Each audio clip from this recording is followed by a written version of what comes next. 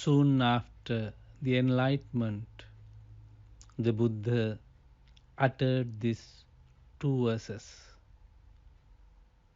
to express his great happiness. Aneka jati sangsarang sandha vissang anibbisang gahakarakang gave sangto dukkha jati punappunang gahakaraka dittosi punage hang nakasi sabbate phasuka bhagga gahakutang visankhitang visankhara gatang cittang tanhanang kaya majjagati.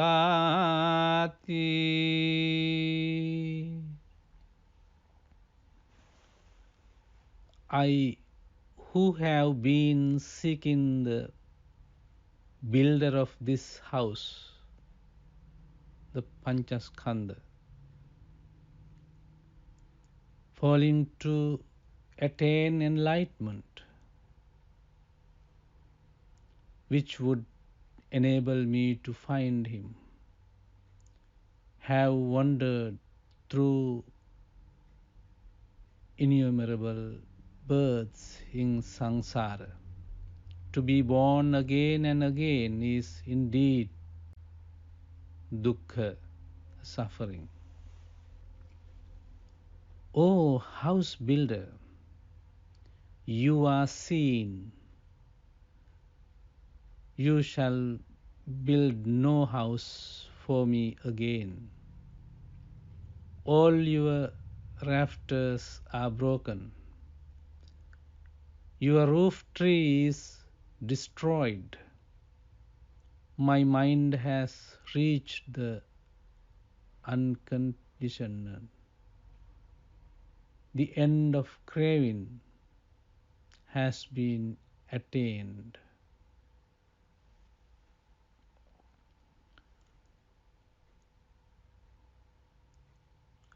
කාරුණික දරුවනි, පින්නතුනි,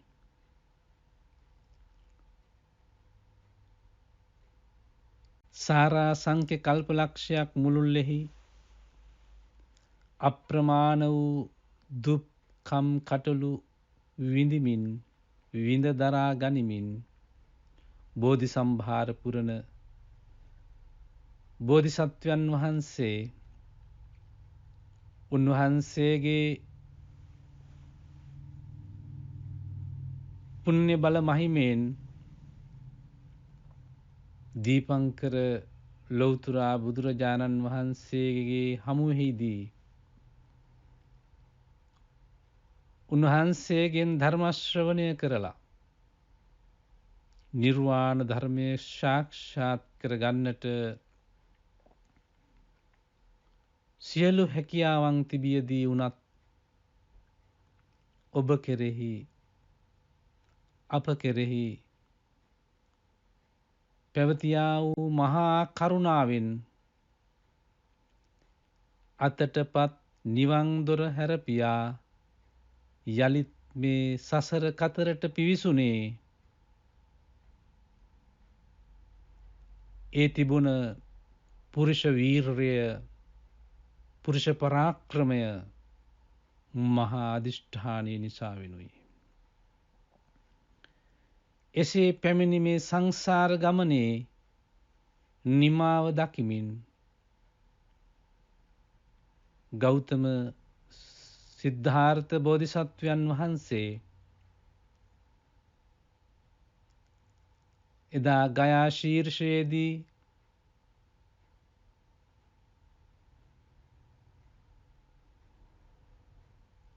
ජයශ්‍රී විජයශ්‍රී බෝධිරාජයාණන් වහන්සේ ළඟට වැඩම කරලා ඒ බෝධිද්‍රුම රාජානන්ගේ සිසිල් සෙවනේ වැඩ ඉඳගෙන සම්මස් ඇට නහර ඇට මිදුළු දිය වී ගියත් බුද්ධත්වය අවබෝධ කරගෙන මිසක් මා නැගිටින්නේ නැත කියන දෘಢතර අධිෂ්ඨානය පෙරදැරිව වැඩ ඉඳගෙන බවුන් වඩලා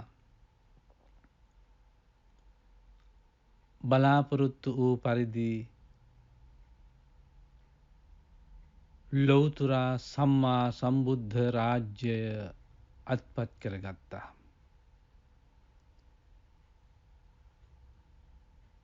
කල්ප කාලාන්තරයකට පහළවන ලෞතුරා බුදු කෙනෙක් බවට පත් වුණා. ඒ වීරවරයාණන් වහන්සේ සම්මා සම්බුද්ධත්වයෙන් අනතුරුව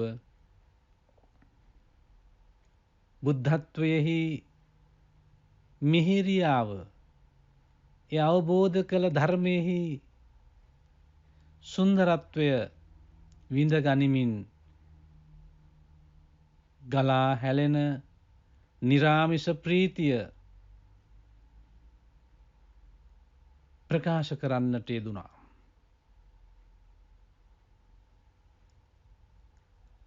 අනේක ජාති සංසාරං සන්ධා විස්සං අනිබ්බිසං ගහකාරකං ගවේ සංතෝ දුක්ඛා ජාති පුනප්පුනං. නැවත නැවත ඉපදීම දුකක්. මම මේ ශරීරය නැමති ගෙය හදන කෙනා සොයමින් ඔහු සොයාගත නොහැකිව නොයෙක් ආකාරයේ ඉපදීම් ඇති සංසාරයේ ඇවිද්දා. ඒ කුමක් නිසාද? ශරීරය නැමති ගේ හදන වඩුවා ඔබයි මම නුඹව දැක්කා. නුඹට නැවතත් ගෙවල් හදන්නට ලැබෙන්නේ නැහැ. නුඹගේ කෙලෙස් නැමති ඉලයට සියල්ල බිඳිලා විනාශ කළා. ගෙයි කැණි මඩල මුදුන විසුරුවා දැමුවා.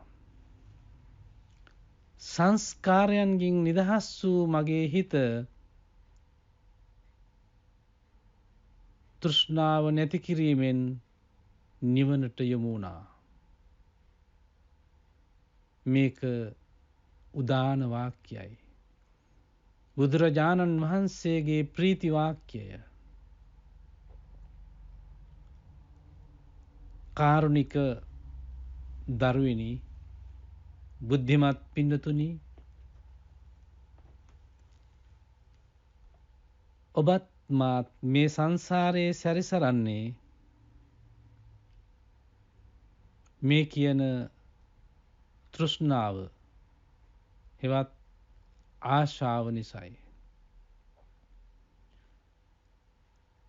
ඇස කන නාසය දිව ශරීරය මනස කියන මේ පංච ඉන්ද්‍රියන්ගෙන්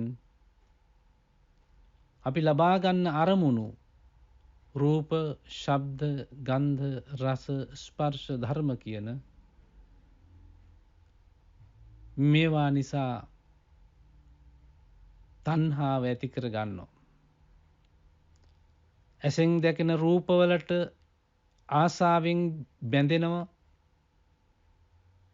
කනෙන් අහන ශබ්දවලට ආශාව ඇති කර ගන්නවා. නාසයට දැනෙන සුවඳ වර්ගවලට තණ්හාව ඇති වෙනවා.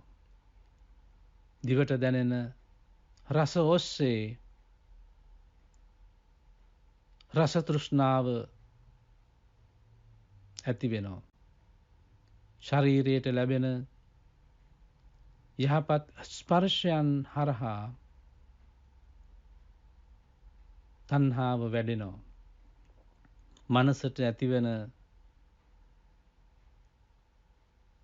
අරමුණු හේතුවෙන් තෘෂ්ණාවෙන් බැඳෙනවා. මේ කියන මේ පංච ඉන්ද්‍රියන් අරමුණු කරගෙන උපදින තණ්හාව සහ කාම රූප අරූප යන භවයන් පිළිබඳව ඇති කර ගන්නා වූ තෘෂ්ණාව හේතුවෙන් අපිත් මේ සංසාරේ අනාදිමත් කාලයක ඉඳලා පැමිණි ගමනක්. විශේෂයෙන් නිවන් අවබෝධ කිරීමට තෘෂ්ණාව ක්ෂය කළ යුතුයි, නැති කළ යුතුයි. ඊට මෙහාදී මේ ජීවිතයේදී බාහිර වශයෙන් වගේම ආධ්‍යාත්මික වශයෙන් ජීවිතය අර්ථවත් කර ගැනීම පිණිස අපගේ පංච ඉන්ද්‍රියන්ට අරමුණු වන ගෝචර ධර්ම නිසා ඇතිවන තණ්හාව පිළිබඳව වඩාත් ප්‍රවේශම් විය යුතුයි. ඔබ නොදැනුවත්වම මේ පසිඳුරන් හරහා ඇතිවන ආශාවෙන් බැඳීම නිසා, වෙලීම නිසා ඔබ නොසිතන පරිදි ජීවිතයේ දරුණු කරදර විපත්වලට මුහුණ දෙනවා. එනිසා යෝනිසෝ මනසිකාරය අවශ්‍යයි. නිතරම සිහි නුවණින් වාසය කරන්න, බුද්ධියෙන් කල්පනා කරන්න, දුරදිග බලා වැඩ කරන්නට අදිෂ්ඨාන කරගන්න. ඔබේ දිවිමග ප්‍රඥා ලෝකයෙන් ආලෝකමත් වේවායි සුභාශිංසනය කරනවා. ඔබට සම්මා සම්බුදු සරණයි.